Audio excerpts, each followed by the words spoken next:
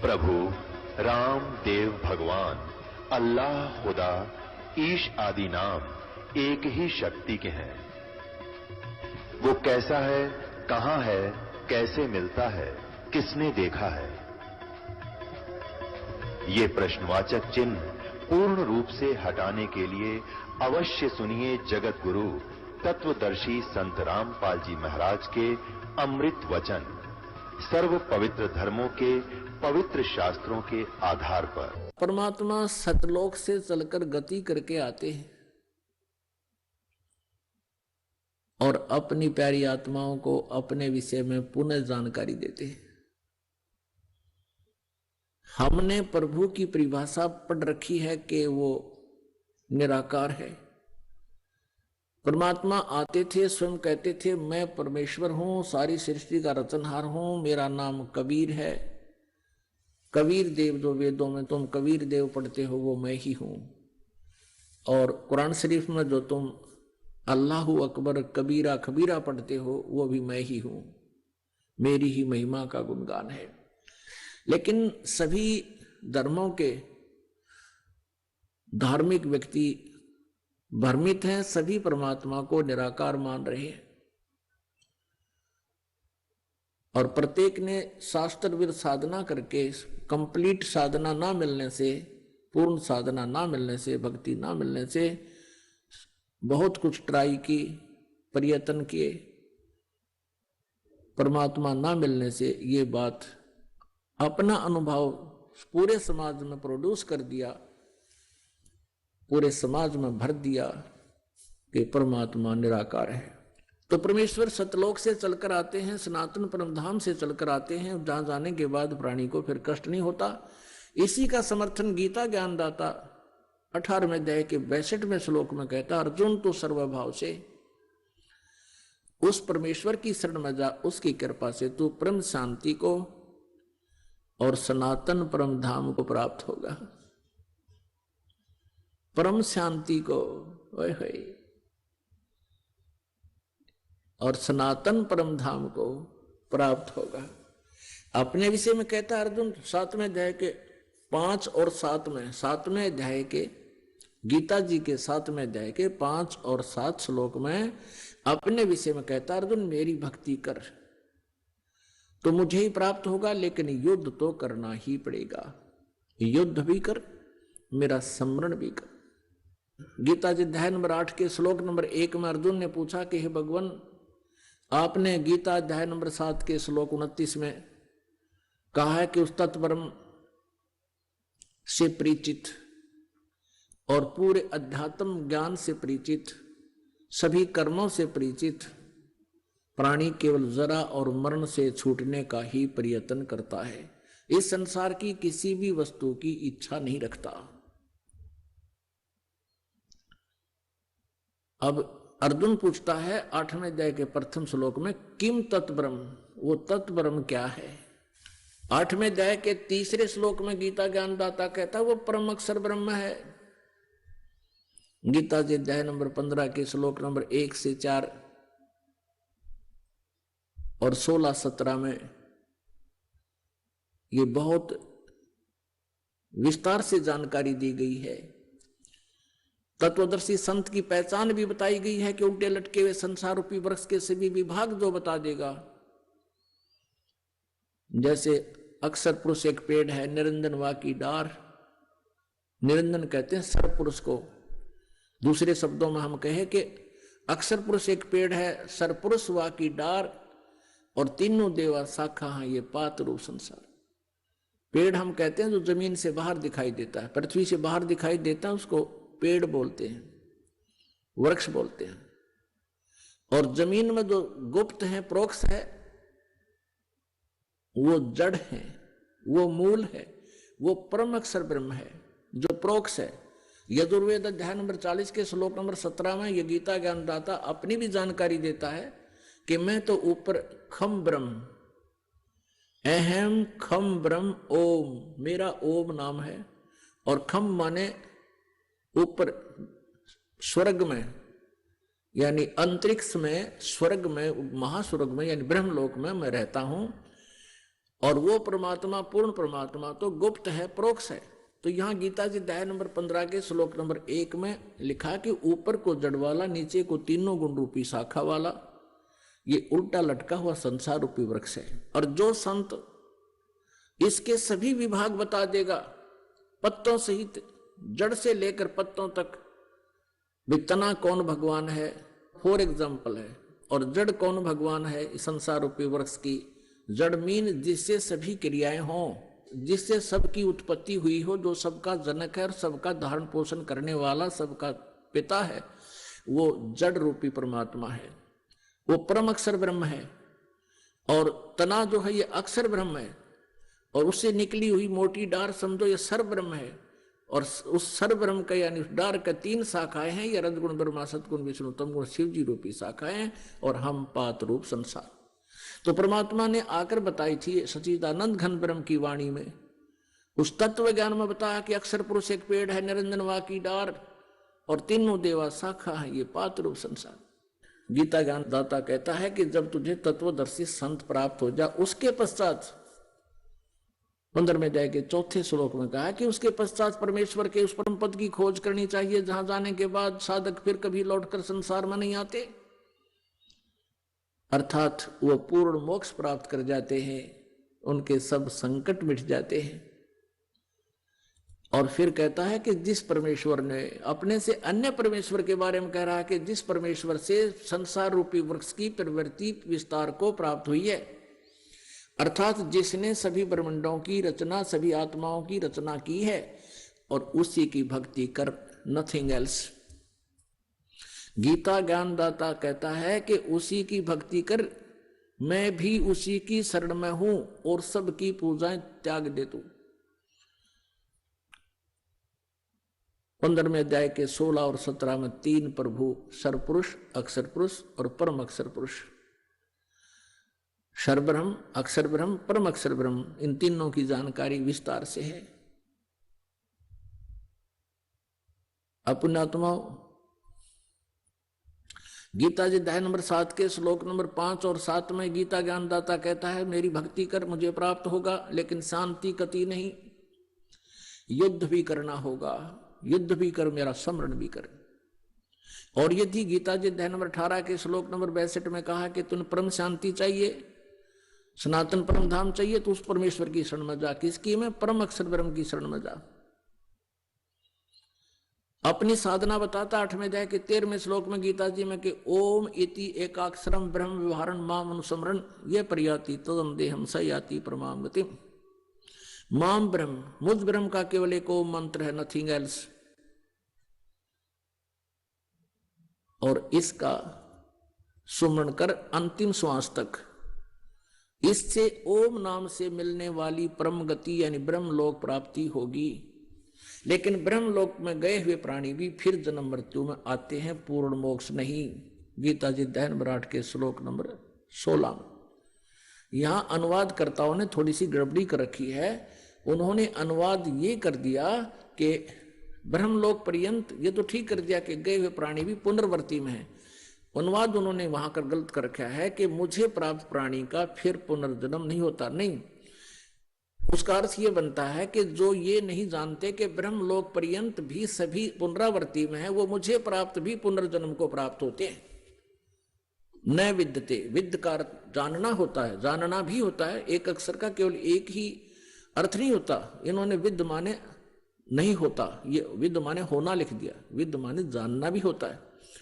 तो ये नहीं जानते जो कि मेरे प्राप्त प्राणी भी का पुनर्जन्म होता है, तो वो ब्रह्मलोक तक जाते हैं, वहां जाकर भी फिर वापस पुनरावृत्ति में ही रहते हैं। इसलिए तो उसने कहा कि मेरे और तेरे बहुत जन्म हो चुके हैं। चौथे अध्याय के 5वें और 9वें श्लोक में, दूसरे अध्याय के 12वें श्लोक में गीता जी ने स्पष्ट किया इसने। और 10वें अध्याय के दूसरे श्लोक में कि मेरी उत्पत्ति को, मेरा जन्म तो होता है, लेकिन मेरे जन्म को ये ऋषि, महर्षि, ब्रह्मा, विष्णु, महेश, ये ऋषि नहीं जानते, क्योंकि ये मुझसे उत्पन्न हुए। अब पिता के जन्म को संतान नहीं बता सकती, पिता के जन्म को दादाजी बता सकते हैं। तो उस दादाजी ने, यानी हम सबके मालिक ने, कबीर देव ने, परम अक्षर ब्रह्म ने स्वयं यहां आकर के ये सर्व ब्रह्मांडों की रचना कैसे हुई और वो सब ज्ञान सृष्टि रचना में हमें बताया। लेकिन हमने लोकवेद बहुत सुन रखा था, परमात्मा के इस यथार्थ ज्ञान को हम स्वीकार करने में असमर्थ रहे। अब परमात्मा ने हमें समर्थ कर दिया, हमें शिक्षित कर दिया। हम काल के द्वारा भ्रमित उन ऋषि गुरुओं पर आधारित नहीं रहे, हम स्वयं अपने सदग्रंथों को पढ़ और पढ़ा रहे हैं और भगवान को पहचान रहे हैं। परमात्मा का पहचानना कठिन है, परमात्मा का पाना मोक्ष कराना बहुत आसान है। अब यहां गीता अध्याय नंबर 17 के श्लोक नंबर 23 में कहा कि ओम तत्सत इति निर्देश ब्रह्मणे त्रिविध समर्थ। ब्रह्मणे माने सच्चिदानंद घन ब्रह्म का, के स्मरण का, उसके पाने का 3 मंत्र का जाप है। ओम तत्सत, ओम तो सरपुरुष का, ब्रह्म का, और तत् और सत ये सांकेती है, ये अक्षर पुरुष का, और सत भी सांकेती का, ये परम अक्षर पुरुष का, परम अक्षर ब्रह्म का। इन तीनों मंत्रों के जाप से परमात्मा प्राप्ति होगी, परम अक्षर ब्रह्म की प्राप्ति होगी। केवल ओम नाम का जाप करने से ब्रह्मलोक प्राप्ति होगा। जैसे कोई जड़ी है, कोई भी एक जड़ी है, जैसे हरड़ है या सौंठ है या कोई अन्य जड़ी है, उसको अकेली को खाने से उसका कुछ अन्य लाभ होता है, और उसको 2-3 जड़ियों में मिला दिया जाए उसका कुछ और ही प्रारूप बदल जाता है, गुण में वृद्धि हो जाती है, अलग से क्रिया करता है। तो ऐसे ये अकेला ओम का नाम जब जाप किया जाता है तो वो ब्रह्म लोक तक प्राप्ति होती है, ब्रह्म तक की परम गति को प्राप्त होता है। और जिसको गीता जी अध्याय नंबर 7 के श्लोक नंबर 18 में गीता ज्ञानदाता कहता है कि ये ऋषि जन, ऋषि महर्षि जो ज्ञानी आत्मा है वो हैं तो उदार, जो चौथे नंबर के हैं, एक आरत, एक अर्थार्थी, तीसरा जिज्ञासु और चौथा ज्ञानी। ये ज्ञानी हैं तो उदार आत्मा, लेकिन ये मेरे वाली अनुतमाम मैंने कति श्रेष्ठ गति में ही ये आस्थित रहे, आश्रित रहे। लेकिन ये आत्मा बहुत अच्छी है, भगवान के लिए समर्पित है, लेकिन मेरे वाली गति में ही ये आश्रित रहे, मेरे वाली घटिया। इन्होंने अनुतमाम का अर्थ अति श्रेष्ठ लिख दिया है, तरह गजब भैया। अरे बैड का अर्थ अंग्रेजी में कोई गुड लिखा है, उसके साथ मूर्ख नहीं। लेकिन ये समझ नहीं सके कि भगवान अपनी साधना को अनुत्तम नहीं कह सकता, लेकिन भगवान ये झूठ भी नहीं बोल सकता। उस परमेश्वर से डरता हुआ इन्हें सच्चाई भी बतानी पड़ी। तो प्रसंग चल रहा है कि ओम तत्सत इति निर्देश ब्रह्मण त्रिविध समर्थ है। उस सच्चिदानंद घन ब्रह्म का, परम अक्षर ब्रह्म के पाने का ये 3 मंत्र का जाप है। ये 3 मंत्र की मजदूरी है, साधना है। इस क्रियाओं के करने से परमात्मा मिलेगा। यानी जैसे औषधियां बनाई गई है कई जड़ी मिला करके, उसको खाने से रोग नाश होगा, ये समझना। इस मंत्र के जाप करने से विधि व विश्वास से प्राप्त करके, अन्य वैसे नहीं अपनी मर्जी से या किसी सिरफरे से लेकर के इसका कोई लाभ नहीं होगा। अधिकारी बिना कोई भी कार्य सफल नहीं होता। तो इस दास से लेकर के तुम इसका जाप करोगे तो आपका जन्म और मरण का ये रोग कटेगा और परमात्मा मिलेगा, स्वस्थ हो जाओगे। अपने आत्मा 8वें अध्याय के 5 और 7 में तो ये खुद कहता है, मेरा भजन कर, मेरा जाप कर, मेरा स्मरण कर। 8वें अध्याय के 13वें श्लोक में अपना मंत्र ओम बता रखे हैं। मुझ ब्रह्म का ओम मंत्र है, एक अक्षर का। और फिर 17वें अध्याय के 23वें श्लोक में उस सच्चिदानंद घन ब्रह्म के पाने का मार्ग है। ये तत् और सत्य गुप्त है, इससे ये काल परिचित नहीं है इन 2 मंत्रों से। इसलिए इसने ऑप्शन छोड़ दिया है 4थे अध्याय के 34वें श्लोक में कि उस तत्व ज्ञान को, परमात्म तत्व को, परमात्मा के बारे में विशेष जानकारी को तत्वदर्शी संतों से जाकर समझो, वो बताएंगे। तो ये कोड वर्ड है, ये दास बता सकता है। इस पृथ्वी पर किसी के पास ये मंत्र नहीं है, और किसी सिरफरे ने इस दास से प्राप्त करके और फिर वो कहीं बता भी देता है तो उससे कोई लाभ नहीं होगा, उसका भी नाम नष्ट हो जाता है, क्योंकि ये आध्यात्मिक मार्ग है। और काल ये चाहता है कि कोई एक दो ऐसा सिरफिरा तैयार कर दूं जो औरों का विनाश कर दे, लेकिन अब आप समझदार हो, शिक्षित हो, अब इस भूल को नहीं करना। अनाधिकारी से ये प्राप्त करके मंत्र अपना जीवन नष्ट ना करना। अब यहां क्या बताया है कि उस परम अक्षर ब्रह्म के पाने का ये 3 मंत्र का जाप है। 8वें अध्याय के 8, 9, 10 श्लोक में गीता ज्ञानदाता कहता है, जिस परम अक्षर ब्रह्म के बारे में 8वें अध्याय के 3रे श्लोक में कहा है, यदि उसकी साधना करनी है, उसकी साधना करने वाला उसी को प्राप्त होता है। 8वें अध्याय के 5 और 7 में कहता है, मेरी साधना करेगा तो मुझे प्राप्त होगा, तुझे शांति कति नहीं, युद्ध करना होगा, युद्ध भी कर।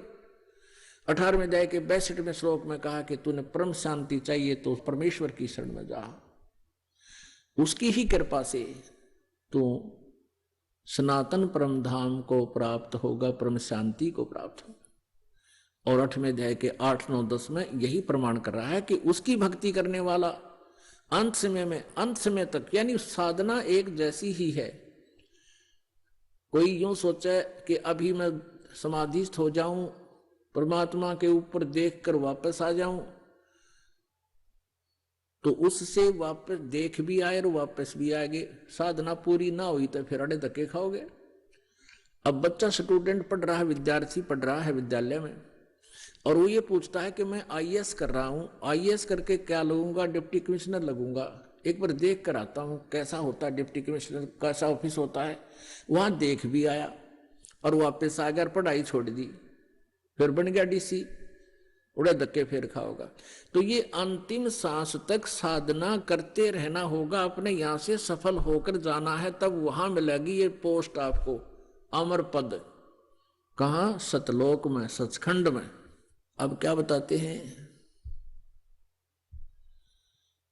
उस परमेश्वर की साधना ना करके आप अन्य साधनाएं करते हो, भक्ति करते हो, उनसे तुम्हें लाभ नहीं होता। अपनात्माओं, किसी भी संत ऋषि की आप थ्योरी देखो, अपना अनुभव देखो, वो क्या कहते हैं कि जैसा भी किसी के प्रारब्ध में, संस्कार में लिखा हुआ है, वो तो उसे भोगना ही पड़ेगा। एक दुखी प्राणी संकट निवारण के लिए क्या आशा करता है कि भगवान जीव के दुख दूर कर देता है। परमात्मा कहाँ मिलता है? संतों के पास जाते हैं कि वो परमात्मा की भक्ति करके और कुछ शक्ति प्राप्त कर लेते हैं, और उस शक्ति से वो अन्य को भी सुख देते हैं। इसलिए वो कहाँ कहाँ जाते हैं? कोई ऋषि के पास, जंतर मंतर करने वाले के पास, कोई झाड़ फूक करने वाले के पास, और या किसी साधु संत के शिष्य भी बनकर जैसे वो बताते हैं वो साधनाएं करते हैं। और जब उनके संकट दूर नहीं होते हैं तो वो उस स्थान को छोड़ देते हैं, दूसरी जगह जाते हैं। जैसे कोई मंदिर में जाता है, या कोई गुफाओं में जाते हैं, या कोई पहाड़ों पर जाते हैं, या कि तुलसी जाटी के धागे बांधते फिरते हैं, कोई कहीं किसी तीर्थ स्थानों पर जाते, वहां से कोई लाभ नहीं होता, तो फिर भी ये आत्मा हार नहीं मानती, क्योंकि इसको मालूम है कि एक परम शक्ति है परमात्मा जो सब दुख दूर कर सकता है। उसके लिए फिर कोई बताता है कि हमारे गुरुजी के पास चलिए, आपका सब कष्ट दूर हो जाएगा, वहां भी चले जाते। वो ऋषि, गुरुजी, संत, मंडलेश्वर पहले तो उसके संकट निवारण के लिए कोई ना कोई धर्म पूर्ण क्रिया अवश्य बताते। जब उनसे लाभ नहीं होता है तो फिर वो कहते हैं कि बेटा ये तो तुम्हारा प्रारब्ध का कर्म है। प्रारब्ध माने तेरे भाग्य में लिख दिया गया है, तेरी जीवन हिस्ट्री में लिखा गया है, इसको खत्म नहीं कर सकते, ये तो तुझे भोगना ही पड़ेगा। आप किसी भी संत ऋषि के पास जाइए, वर्तमान में भी यही सिद्धांत है उन लोगों का, वो कह देते हैं कि देखो कर्म तो तुमने भोगना ही पड़ेगा, कर्म का दंड दुख जो है तुम्हें भोगना ही पड़ेगा, भक्ति करो आगे जीवन सुखी हो जाएगा।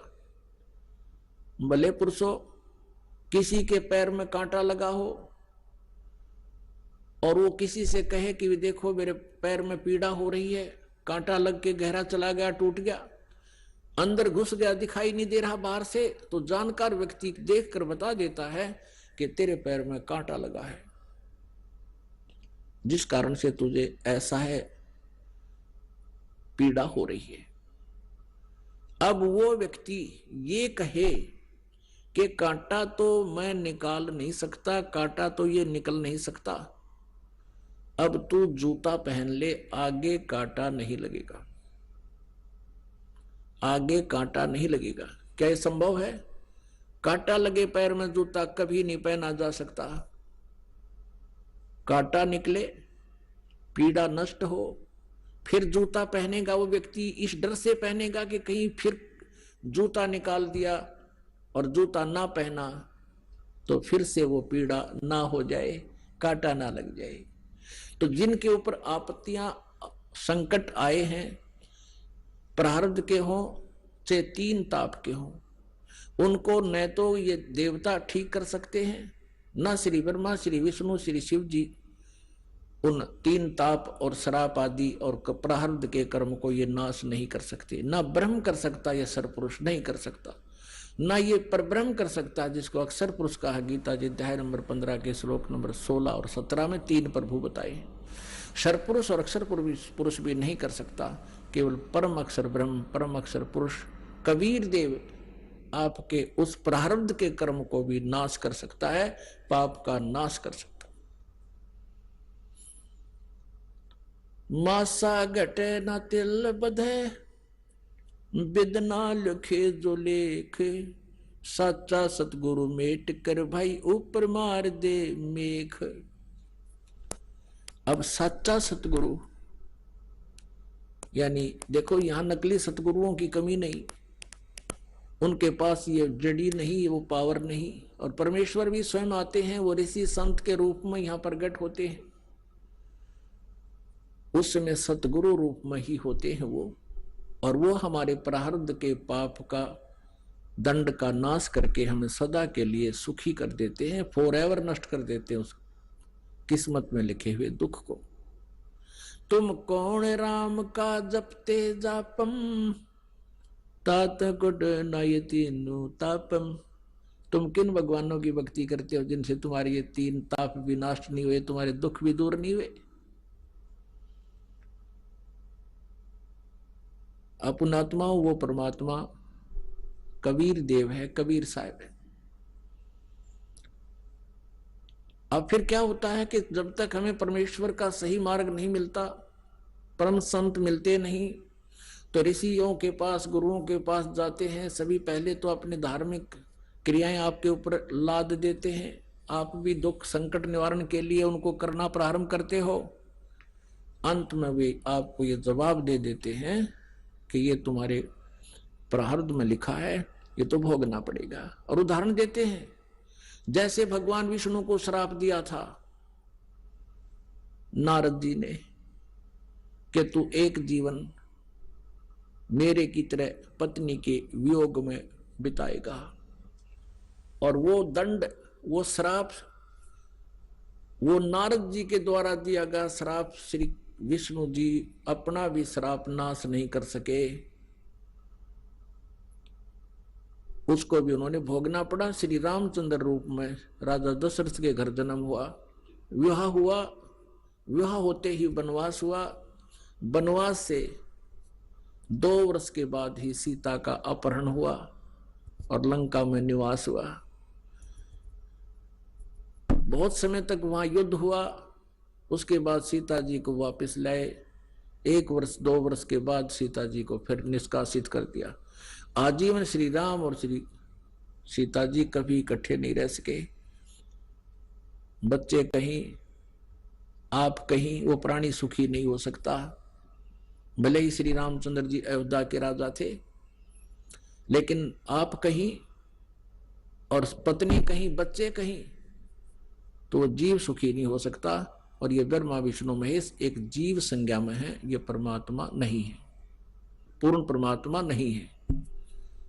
अब ये बातें बड़ी खटकती हैं, पहली बार जो ये ज्ञान सुनता हूं आत्मा को, पुण्यात्मा इनके इतिहास में लिखा है, इस काल ने ब्रह्म ने विष्णु और ब्रह्मा से कहा शिव पुराण में कि तुमने अपने आप को भगवान मान लिया एक दूसरे ने और तुम युद्ध कर रहे हो, तुम्हारे ये भ्रम का निवारण करने के लिए मैं अब प्रकट हुआ हूं। उनके बीच में जो ब्रह्मा और विष्णु लड़ रहे थे, बीच में स्तंभ खड़ा कर दिया, एक पिलर लिंग खड़ा कर दिया, चमकदार बहुत बड़ा खंबा। तब इसने जाकर कहा था कि तुम ईश नहीं हो, तुमने अपने आप को भगवान मान लिया, ये बहुत गलत किया।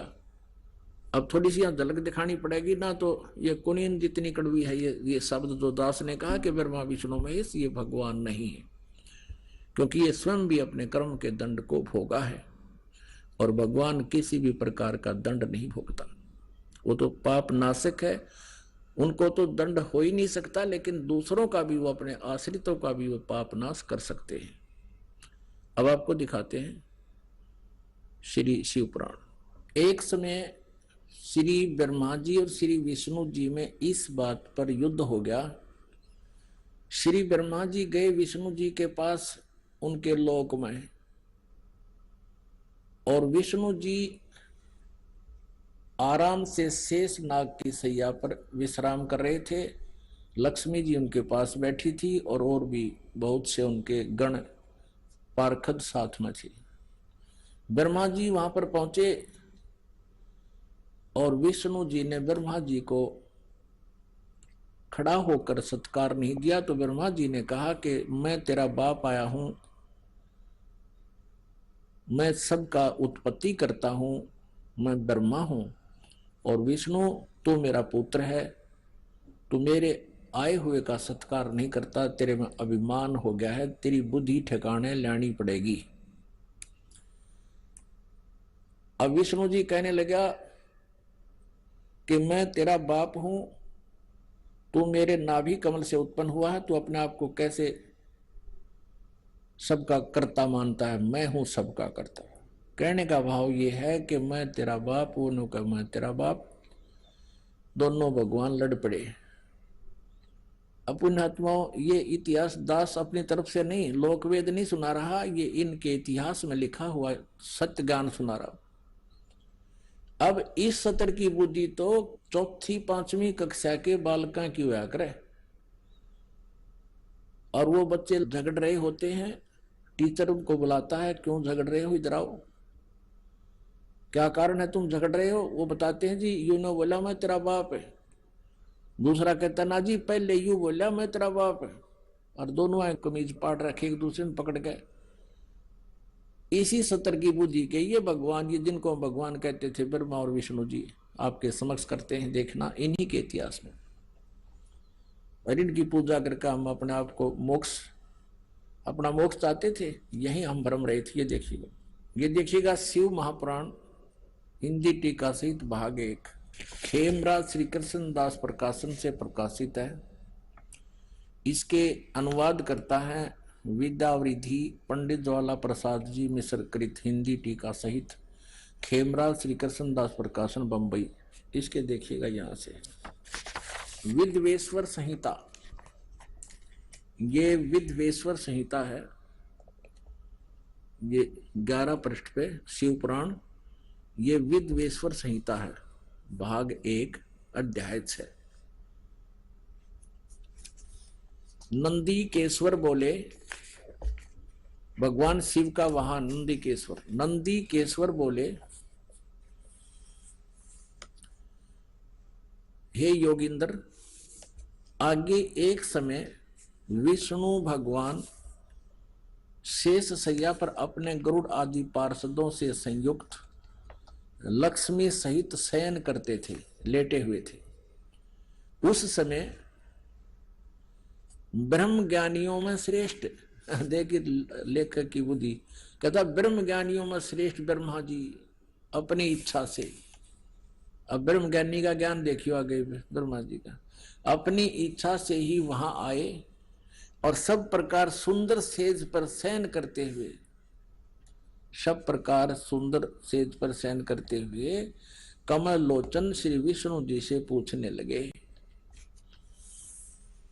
तुम कौन हो? ब्रह्म ज्ञानी ने नहीं पता तुम कौन हो, और वह मिलन जा रहा, तुम कौन हो, मुझे देखकर अभिमानी पुरुष के समान शयन करते हो, सो रहे हो। हे वत्स, ब्रह्मा जी कहते विष्णु को, हे वत्स, हे बेटा उठो, देखो मैं तुम्हारा स्वामी आया हूं। आए हुए गुरु को देखकर जो अभिमान करता है, उस द्रोही मूड का प्रायश्चित होना उचित है, यानी उसकी बुद्धि ठिकाने लानी चाहिए। यह सुनकर विष्णु जी के अंतर में तो क्रोध हुआ, अंदर तक गुस्सा हो गया, पर ऊपर तेने दिखाया मैं छो मना रहा, गुस्सा नहीं कर रहा हूं। और बोले, परंतु बाहर से शांत रहे और बोले, हे वत्स, विष्णु जी बोले ब्रह्मा को, बेटा तुम्हारा मंगल हो, बैठो इस आसन पर विराजो। इस समय तुम्हारे नेत्र कुटिल, यानी आंख क्यों टेढ़ी होगी, आंखें क्यों तने लाल कर रखी हैं, और मुख वक्र, और मुंह क्यों टेढ़ा कर रहा है तू, क्यों हो रहा है। ब्रह्मा जी बोले, हे वत्स विष्णु, ब्रह्मा जी बोले, बेटा विष्णु, तुमको समय के प्रभाव से अभिमान है। हे पुत्र, मैं तुम्हारा रक्षक और जगत का पिता मैं हूं। विष्णु जी बोले, ये सब जगत मुझ में स्थित है, तुम चोर के समान किस प्रकार अपना कहते हो। तुम मेरी नाभि कमल से उत्पन्न हुए हो, इससे मेरे पुत्र हो। विष्णु जी कहे, मेरी नाभि कमल से उत्पन्न हुआ, इसलिए तू मेरा पुत्र है, और मुझे पुत्र कहना व्यर्था है। नंदीकेश्वर बोले, इस प्रकार ब्रह्मा विष्णु दोनों ही रजोगुण से मुग्ध होकर विवाद करने लगे। मैं श्रेष्ठ हूं, मैं स्वामी हूं, ऐसा कहकर एक दूसरे को मारने की इच्छा से युद्ध करने में उत्सुक हुए। अब श्रेष्ठ कारण पता लग गया, जो मरने तैयार हो गए। आगे देखो, तब संपूर्ण देवता, वो तो लठ बजा रहे हैं आपस में, ब्रह्मा और विष्णु तो मारने कटने को तैयार हो गए, और कहते हैं संपूर्ण देवता विमान में बैठकर उस महा अद्भुत युद्ध को देखने को चले आए, और आकाश में उनके ऊपर फूल बरसाने लगे। वारे देवताओं, देखो पुण्यात्माओं, इनकी अकल देखो हमारे देवताओं की। अब यहाँ के देवता भी से हैं, तो बाकी हमारे देशों का ठिकाना कहाँ होगा। अब देखो पुण्यात्माओं, यदि किसी दो व्यक्तियों का आपस में कहासुनी हो जाती है और सभ्य लोग वहां इकट्ठे हों, तो वो क्या करते हैं, उनका बीच बचाव करवाते हैं, कहीं इनका आपस में झगड़ा होकर चोट ना लग जा और इनकी मृत्यु ना हो जा।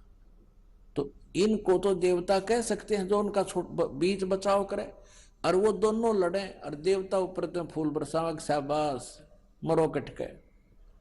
अरे वाह देवताओं, ये देवता है, मतलब इनको देवता कह सकते हैं, नालायक आदमी।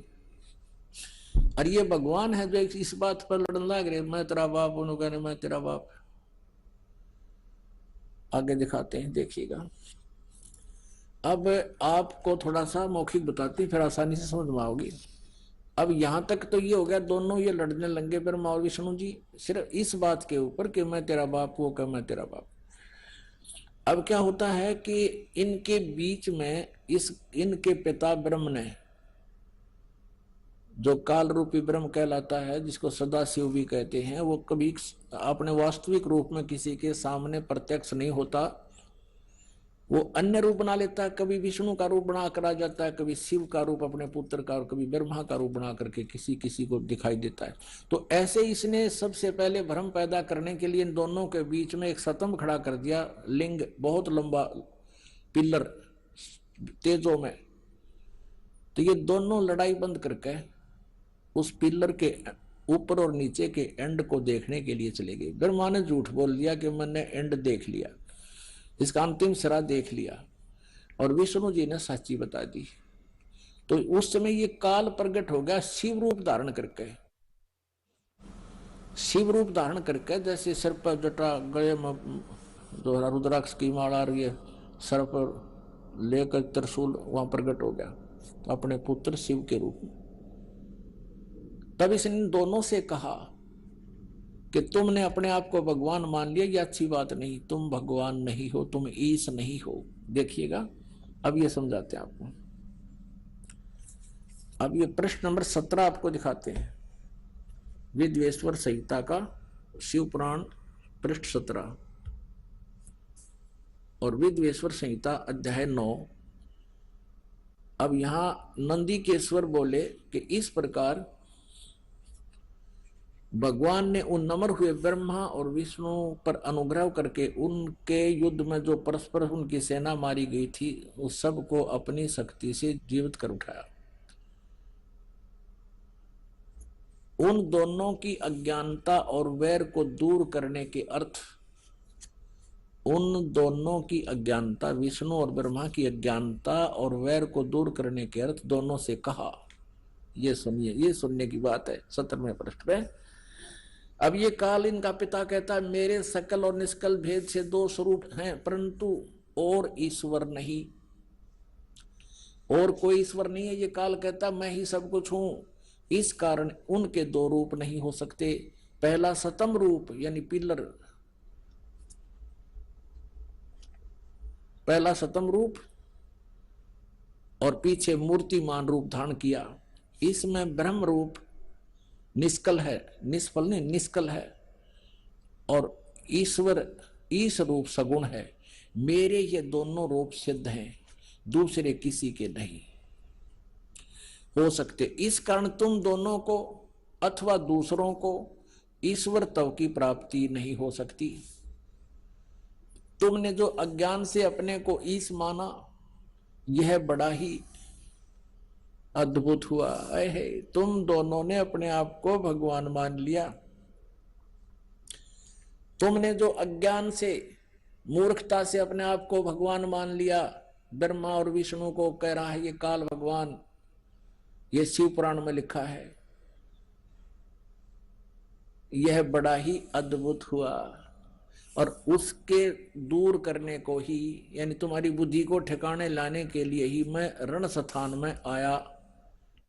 अब तुम अपना अभिमान त्याग कर मुझ ईश्वर में अपनी बुद्धि लगाओ। मेरे प्रसाद से लोक में सब अर्थ प्रकाश करते हैं। या देखना, मैं ही परब्रह्म हूं, ये काल मूर्ख बनाओ इनको, मैं ही परब्रह्म हूं, मेरा ही कल अकल रूप है। ब्रह्म होने से मैं ईश्वर हूं, ब्रह्म होने से मैं ईश्वर हूं। अनुग्रह आदि ही मेरा कर्तव्य है। सर्वव्यापी होने से और जगत वर्धक होने से मैं ब्रह्म हूं। हे ब्रह्म केशव, समतव और व्यापक होने से मैं आत्मा हूं। मैं इस सब का ईश्वर हूं, यह मेरा है, मेरे सिवाय किसी दूसरे का नहीं है। प्रथम तो ब्रह्म तो ज्ञान के निमित्त निष्कल रूप का प्रारंभ हुआ। अब आपको दिखाते हैं, ये 18वें पृष्ठ पे, 18वां पृष्ठ हो गया, ये 17वां हमने पढ़ लिया। अब इन विद्वेश्वर संहिता भाषा टीका 9वां अध्याय खत्म हो गया। अब ये 10वां यहां से प्रारंभ होगा।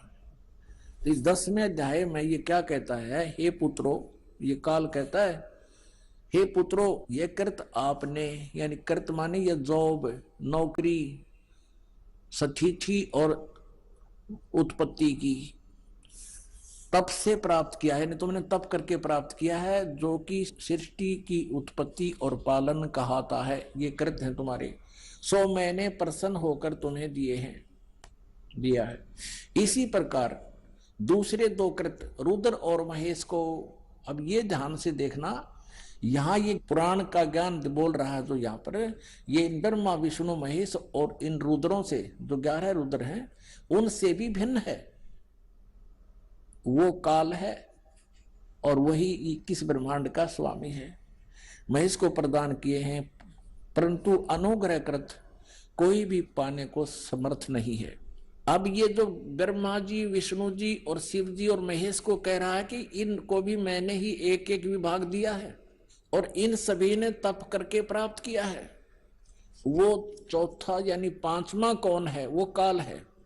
और वो यहां भी कह रहा है कि मेरा एक ओम अक्षर है, नथिंग एल्स। ये देखिएगा, विद्वेश्वर संहिता अध्याय 10 ही चल रहा है, पृष्ठ 19 पे। ये पृष्ठ नंबर 19, विद्वेश्वर संहिता अध्याय 10। अब यहां से पढ़ेंगे हम। ये 19 पृष्ठ पर देखिएगा, रूप वेशकृत आसन वाहन और आयुध में हमारी क्षमता है। हे सौम्य, मेरे ज्ञान के विमुख होने पर, मेरे ज्ञान के विमुख होने से तुम्हें अज्ञानता आ गई। मेरा ज्ञान होने से ऐसा नहीं होता। ज्ञान और रूप महेश के तुल्य हो जाता है। इस कारण इस ज्ञान की सिद्धि निमित्त ओंकार नामक मंत्र जप करो। यह अभिमान दूर करने वाला है। सोई निज मंत्र उपदेश करते हैं। यह ओंकार मेरे मुख से उत्पन्न होने से मेरे ही रूप का बोधक है और महामंगल करने वाला है। यह वाचक है, मैं वाच्य हूं। यह मंत्र मेरा आत्मा है। उसके स्मरण करने से मेरा स्मरण होता है। अब ध्यान से देखना, ये ओम काल का मंत्र है और ये ब्रह्मा विष्णु महेश काल के पुत्र हैं। ये सिद्ध हो रहा है। उत्तर की ओर मुख से आकार, पश्चिम के मुख से उकार, दक्षिण के मुख से मकार, पूरब के मुख से बिंदु, मध्य के मुख से नाद उत्पन्न हुआ है। इस प्रकार 5 प्रकार से यह निर्गत हुआ। सब एक होकर ओम ऐसा एक अक्षर हो जाता है। गीता जी अध्याय नंबर 8 के श्लोक नंबर 13 में भी यही गीता ज्ञानदाता श्री कृष्ण में बोल रहा है। ये काल ओम इति एकाक्षरम ब्रह्म विवरण माम अनुसमरण या प्रयाति तदंदेहम सयाति परमाम गतिम। तो सिद्ध हो गया कि ये जो पुराण का ज्ञान दे रहा शिव पुराण का, ये काल है और यही श्री कृष्ण में प्रवेश करके बोल रहा है। और ब्रह्मा विष्णु महेश इसके पुत्र हैं। यह सब नाम रूपात्मक वेदभूत दोनों कुल अर्थात स्त्री पुरुष भेद से भौतिक शरीर वर्ग 2 का भेद वाला है। वह इसी मंत्र से व्यापक है और शिव शक्ति का बोधक है। इसी ओंकार से सब जगत का बोधक प्रणव उत्पन्न हुआ है। अकार आदि मकार कर्म से अर्थात आकार से, नकार से, उकार से, मकार से सी व नाद से यह प्रकट हुआ है। और इसी पंचाक्षर से 5 भेद से मात्र का आकार से ये सारा कुछ लड़कान हुए। इससे शिरो मंत्र और 4 मुख से त्रिपाद गायत्री यानी ओम नाम से ही सारा कुछ आगे इसके ये सब इसी से बने करोड़ मंत्र उत्पन्न हुए इसी से, लेकिन मूल मंत्र यही है। इस श्रेष्ठ मूल मंत्र से सब सिद्ध भोग और मोक्ष की सिद्धि होती है आदि आदि। अच्छा, कहने का भाव ये है, इस मूल संस्कृत जैसे गीता प्रेस गोरखपुर से प्रकाशित इस विद्वेश्वर संहिता का अनुवाद करते समय गीता प्रेस गोरखपुर से प्रकाशित शिव पुराण के अंदर इन्होंने अपनी सोच ठोक दी। वहां लिख दिया ओम नमः शिवाय, ये मंत्र जाप करो। लेकिन मूल संस्कृत में, मूल पाठ में कहीं पर भी ऐसा नहीं है कि ओम नमः शिवाय जाप करो। ये लोक वेद का मंत्र है और इसने सिर्फ एक ओम का जाप करने को कहा है कि इस मूल मंत्र के जाप से ही सब लाभ होगा। आगे करोड़ों मंत्र जो तुमने बना लिए वो व्यर्थ हैं। इसलिए तो गीता जी अध्याय नंबर 8 के श्लोक नंबर 13 में कहा कि ओम इति एकाक्षरम ब्रह्म व्यवहारण माम अनुसमरण यह प्रयाति तदंदेहम सयाति परमाम गतिम। ये देखिएगा शिव पुराण, ये गीता प्रेस गोरखपुर से प्रकाशित है। संपादक हनुमान प्रसाद पोदार और ये प्रकाशक मुद्रक हैं गीता प्रेस गोरखपुर। ये है विद्वेश्वर संहिता श्री शिव पुराण, वही गीता प्रेस गोरखपुर से प्रकाशित है। पृष्ठ नंबर 24 पे ये ब्रह्मा और विष्णु के बीच में इस काल भगवान ने एक स्तंभ खड़ा कर दिया, ये पिलर यानी लिंग खड़ा कर दिया, और इसका भेद ये नहीं पा सके। फिर वो खुद प्रकट होकर इनको समझाने लगा। ये पृष्ठ नंबर 25 पे 24 में आपने वो स्तंभ देखा नीचे। ब्रह्मा और विष्णु ने पूछा उस काल भगवान से, ब्रह्म से, सदाशिव से, हे प्रभु सृष्टि आदि 5 कर्तव्यों के लक्षण क्या हैं, यह हम दोनों को बताइए। भगवान शिव बोले, यानी वो काल ब्रह्म बोला, मेरे कर्तव्यों को समझना अत्यंत गहन है, तथापि मैं कृपा पूर्वक तुमको उनके विषय में बताता हूं। ब्रह्मा 34 को कहे विष्णु को, सृष्टि, पालन, संहार, तिरोभाव और अनुग्रह, ये 5 ही मेरे जगत संबंधी कार्य हैं जो नित्य सिद्ध हैं। अब 26 पे देखो, कमाल कर दिया। ये 26 पे है, यहां देखिएगा। पुत्रो, वही वर्णन है जो आपको अभी खेमरा श्री कृष्णदास प्रकाशन से पढ़कर सुनाया था। ये तो वही है न्यू का न्यू। पुत्रो, तुम दोनों ने तपस्या करके प्रसन्न हुए मुझ परमेश्वर से सृष्टि और सतीथि नामक 2 कृत्य प्राप्त किए हैं। विष्णु और ब्रह्मा को कह रहा है, ये काल ब्रह्म, ये दोनों तुम्हें बहुत प्रिय है।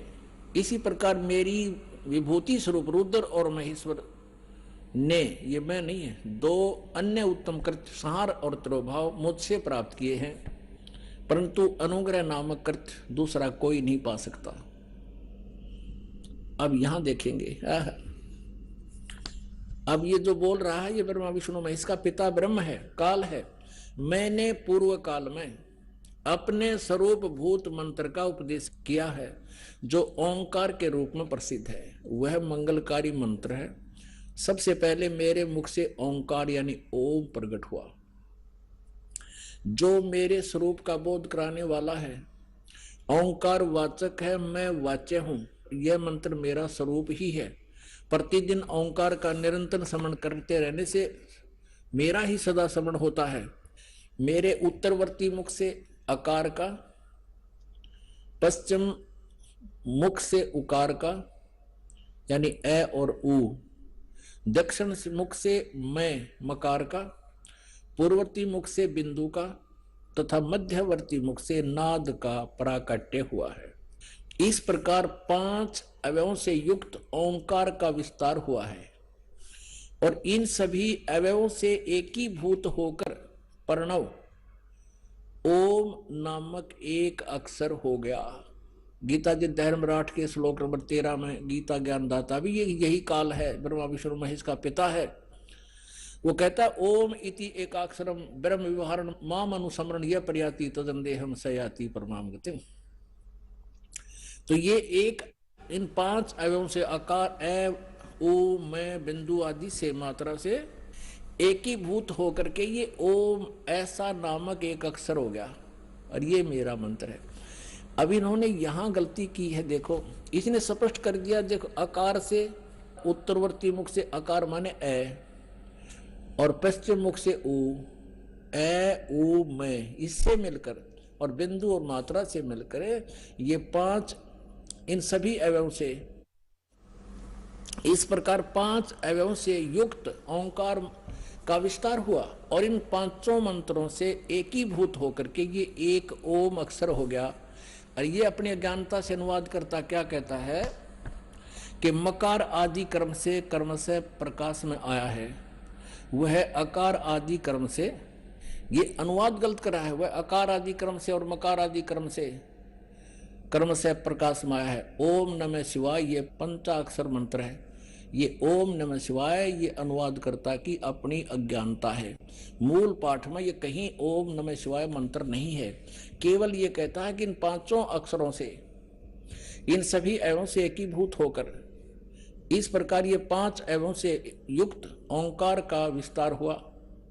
ये अकार मकार तो ये कही रहा है, यहां से इन 5 से मिलकर ये एक अक्षर हो गया, नथिंग एल्स। ये ओम नमः शिवाय ये कोई मंत्र नहीं है, ये गलत इसका जाप करके हम शास्त्र विरुद्ध साधना करके अपनी सारा जीवन व्यर्थ कर जाते हैं इन भ्रमित लोगों के द्वारा। हमने हिंदी पढ़ते रहे, हिंदी में ये मंत्र मिल गया, इसका रगड़ा लगा दिया। ये शास्त्र विधि त्याग कर मनमान आचरण होने से यूजलेस है, ये मंत्र नहीं करना चाहिए। अपने आत्माओं, आपको पता चलेगा, आप शिक्षित हो, अपने सामने आप समक्ष देख रहे हो, ये ओम नमः शिवाय, ओम भगवते वासुदेव नमः, अणम नमः, यू एवं नमः, ये बकवाद है सारी, केवल एक ओम मंत्र है, ये ब्रह्म का है। आइए अब हम उन श्रद्धालुओं के अनुभव जानते हैं जो जगत गुरु तत्वदर्शी संत रामपाल जी महाराज जी से दीक्षा प्राप्त कर चुके हैं तथा उनके द्वारा बताए गए भक्ति मार्ग पर चल रहे हैं। नमस्कार जी। सत साहिब जी। क्या नाम है बहन जी आपका? गीता भारद्वाज है जी। बहन जी आप कहाँ से हैं? दिल्ली बरवाड़ा से हूँ जी मैं। बहन जी संत रामपाल जी महाराज से नाम दीक्षा आपने कब ली? जी मैंने संत रामपाल जी महाराज से दीक्षा 2011 में ली जी। संत रामपाल जी महाराज से नाम दीक्षा लेने से पहले क्या आप कोई भक्ति साधना भी करती थी? हाँ जी, हमें जो मेरे ससुराल में जो भी भक्ति करते थे हम पहले वो सारी करती थी। मैं व्रत भी करती थी और हरिद्वार भी जाते थे, चंडी देवी पर मनसा देवी सब कैब जाते थे, सारे व्रत करती थी जी मैं।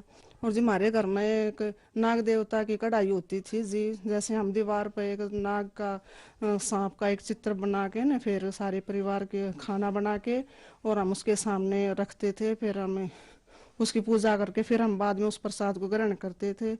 दुआ जी हम करते करते भी मेरे घर में सांप घुस जाया करते जी। जैसे एक दिन तो जी मैं दरवाजे बैठी, इतना 2 लाठी कितना लंबा सांप मेरे पास में बैठा जी। कभी सांप मेरे घर में कांचड़ी छोड़ जाते, कभी सांप के बच्चे पाते जी। ये पूजा करते करते भी, नाग देवता की कढ़ाई करते करते भी मेरे घर में सांप बहुत ज्यादा घुसा करते। मेरा आदमी शराब पीते थे जी। मेरे छोटे छोटे 2 बच्चे, 2 लड़के मेरे जी, शराब पीकर रात को झगड़ा करते, बाहर निकाल देते सर्दी में। मैं दोनों बच्चों को एक शॉल में लपेट के गली में बैठा देता मेरे को। हम बहुत दुखी रहा करते जी। मैं बीमार भी बहुत ज़्यादा रहती थी, सर्वाइकल था, माइग्रेन भी हो गया मेरे को, बवासीर भी हो गई और जी मैंने अपनी बच्चादानी भी निकलवाई। बहुत ज़्यादा परेशान रहती थी जी। मेरी आंत में इन्फेक्शन बता दिया डॉक्टरों ने।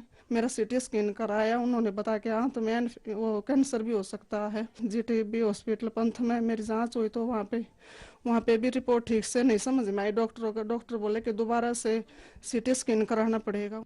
बहन जी आपने बताया कि आप जो भक्ति साधनाएं करती थी उनसे आपको कोई लाभ नहीं मिला। आपके पति बहुत ज्यादा शराब पीते थे, आप इतनी परेशान रहती थी कि आप अपने बच्चों को लेकर बाहर गली में बैठ जाती थी। आपको माइग्रेन की समस्या हो गई, आपकी आंत में पानी भर गया। तो फिर संत रामपाल जी महाराज की जानकारी आपको कहाँ से मिली?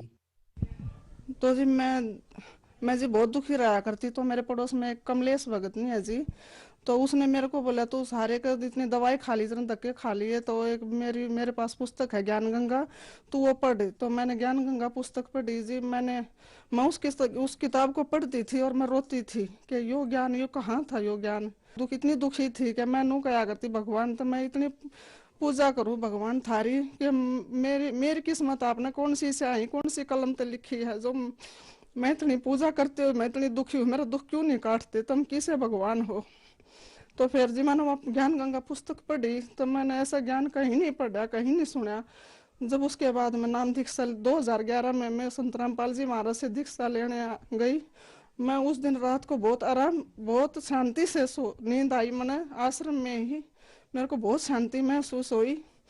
उसके बाद मेरे दोनों बेटे भी जुड़ गए संत रामपाल जी महाराज से, उन्होंने भी नाम दीक्षा ले ली। बहन जी संत रामपाल जी महाराज से नाम दीक्षा लेने के बाद क्या आपको कोई लाभ भी प्राप्त हुए? हाँ जी, मेरे जो आंत में इन्फेक्शन था तो मैंने पंथ में टेस्ट करवाया। उन्होंने दोबारा मेरा सीटी स्कैन किया तो डॉक्टर ने बोले कि आप आंत में इन्फेक्शन था, कैंसर तक जो डॉक्टर बताए थे कि कैंसर का शक था कि कैंसर मिल सकता है। मैंने संत रामपाल जी महाराज से अरदास लगाई कि परमात्मा मेरे ऐसे ऐसे है। तो संत रामपाल जी महाराज ने कहा कि बेटी भगवान पे विश्वास रखो और जो गुरु नाम मंत्र दिए हैं दीक्षा, तो जो भक्ति दी है वो भक्ति करते रहो। कि भक्ति करती रही तो मेरे जब डॉक्टरों ने दोबारा से सीटी स्कैन किया तो मेरी रिपोर्ट नॉर्मल आई और आज तक मैंने कोई दवाई नहीं खाई, मैं बिल्कुल ठीक हो गई। मैं जी 20 साल से मैं दवाई खा रही थी, अब मैं कोई दवाई नहीं खाती, दूसरी मेरे को माइग्रेन की बीमारी थी, मैं अंबेडकर हॉस्पिटल में भी दिखाने गई, दवाई दी, वहाँ से बहुत ज़्यादा दवाई खाई, सब वो जो बोलते थे फिजियोथेरेपी, वो भी बहुत इलाज करवाया जी। सेक्टर 7 गुरुद्वारे के पास में, वहाँ भी बहुत इलाज करवाया, शिकायत करवाने जाती थी जी। और मेरी नसें भी ब्लॉक रहती थी सारी। संत रामपाल जी महाराज से दीक्षा जब से मैंने ली है, मैं जब से उनका नाम जाप किया है, भक्ति करने लगी हूँ, जब से मेरे सारे रोग, सारे दुख कष्ट मेरे खत्म हो। जो बीमारियां जी मेरे 20 साल तक थी जी। जो मेरा छोटा लड़का हो गया ना जी, आज वो मेरा लड़का 23 साल का हो गया जी। जब से मेरा छोटा लड़का हो, मैं जब भी से बीमार चल रही थी। अब जब संत रामपाल जी महाराज से मैंने दीक्षा ली, उसके बाद जी मेरी सारी बीमारी, माइग्रेन, सर्वाइकल, आंत का इन्फेक्शन और जी नसें ब्लॉक रहती थी जी, मेरी सारी बीमारी अब दूर होगी। संत रामपाल जी महाराज से दीक्षा लेने के बाद अब मैं बिल्कुल ठीक हूँ, मेरे मन को शांति है जी। और जी मेरे घर बिल्कुल झील में गया हुआ था जी, इतना झील में था जी मेरा घर। आज संत रामपाल जी महाराज की दया से मेरा घर बन गया, सारे घर में टैल पत्थर बन गए जी। ना मेरे घर में जी इतना ही तो पानी ऊपर छत पर पड़ा करता, इतना ही नीचे तो बारिश में भरा करता जी। संत रामपाल जी महाराज की दया से मेरा घर अब बहुत अच्छा बन रहा है। भाई मेरा छोटा लड़का है तो उसको जी डेंगू हो गया था जी। तो डॉक्टरों से उसका टेस्ट कराया तो उसका 43 प्लेट रह गई थी, कि डॉक्टर ने कहा था कि इसका तो सारा खून बदलवाना पड़ेगा, दोबारा से खून चेंज करना पड़ेगा। तो जी मैं तो गुरुजी नाम दीक्षा ले रखी थी, मैं गुरुजी से अरदास करती, मैंने संत रामपाल जी महाराज से मैंने प्रार्थना करवाई कि गुरुजी अगर तू सच्चा भगवान है ना तो मेरे बेटे को जिंदा कर दे, मेरे बेटे ने बचा ले तू। तो जी 2 ही दिन के बाद संत रामपाल जी महाराज ने मेरे को बताया कि बेटी भक्ति करती रह, भगवान पर विश्वास रख, मंत्र जपते रहो, मंत्र मत छोड़ना। मैं मेरा बेटा मंत्र करते रहे, बीमार था जैसे, फिर भी मेरा बेटा मंत्र करता रहा। तो जी संत रामपाल जी महाराज ने इतनी दया करी जी, मेरे बेटे की 2 दिन में 2 लाख प्लेट बढ़ा दी। इस भगवान का, संत रामपाल जी महाराज का मैं बहुत आभारी हूँ। अब संत रामपाल जी महाराज की दया से हम माँ बेटा बहुत खुश हैं। पहले ऐसा था जी, मेरा आदमी शराबी था जी, तो मैं हमारे घर में आटा तक नहीं होया करता। और आज संत रामपाल जी महाराज की दया से मेरे घर में आगे से आगे राशन भरा रहे है। आज मेरे घर में ना तो बीमारी, टोटा भी सारा दूर हो गया, सारी बीमारी दूर चली गई। आज हम बहुत खुश हैं जी। बहन जी, संत रामपाल जी महाराज से नाम दीक्षा लेने के बाद आपको बहुत सारे लाभ प्राप्त हुए। आपके संत रामपाल जी महाराज ने सर्वाइकल, माइग्रेन की समस्या और आंतों में इन्फेक्शन बगैर ऑपरेशन के ठीक कर दिया। और सबसे बड़ा चमत्कार ये हुआ कि आपके लड़के को डेंगू हो गया था, उसकी प्लेटलेट्स 43 रह गई थी, उसको दूसरे अस्पतालों में रेफर कर दिया गया। संत रामपाल जी महाराज ने उसको जीवन दान दिया और अगले ही दिन एकदम उसकी 2 लाख प्लेटलेट हो गई बगैर कुछ खून चढ़ाए हुए। तो ये बहुत बड़ा चमत्कार है। संत रामपाल जी महाराज ने आपको और आपके बच्चों को भी जीवन दान दिया। आपके ऊपर दुखों का कहर टूटा हुआ था। तो जो माताएं बहनें आपको देख रही हैं, वह भी किसी न किसी तरीके से दुखी हैं, उनके लिए आप क्या कहना चाहेंगी? मैं भगत समाज से यह प्रार्थना करना चाहती हूँ कि भाई जैसे मैंने सारे के धक्के खा लिए थे जी, मेरी तो यहीं पर सारा रोग कटा, रोग का निवारण संत रामपाल जी महाराज के शरण आने से मेरा रोग निवारण होया है। कि आप भी इधर उधर भटकने से अच्छा है संत रामपाल जी महाराज के शरण में आओ और अपना कल्याण करवाओ। यहाँ इस पृथ्वी का सुख है ये तो गुरु संत रामपाल जी महाराज जी रूंगे में देते हैं। और असली तो भक्ति मोक्ष की है कि हमारा जन्म मरण तो पीछा छूट जाए, ये भक्ति देते हैं हमारे संत रामपाल जी महाराज। बहन जी, संत रामपाल जी महाराज की शरण में कैसे आ सकते हैं? टीवी पे जी इतने चैनल आते हैं जी, सत्संग आता है 7:40 पे, तो नीचे एक पट्टी आती है जी, उसमें नंबर हैं, SMS करो जी और उन नंबरों पे अपना कांटेक्ट करो और संत रामपाल जी महाराज से नाम दीक्षा ले सकते हैं और अपना कल्याण करा सकते हैं। धन्यवाद बहन जी। सत साहिब जी।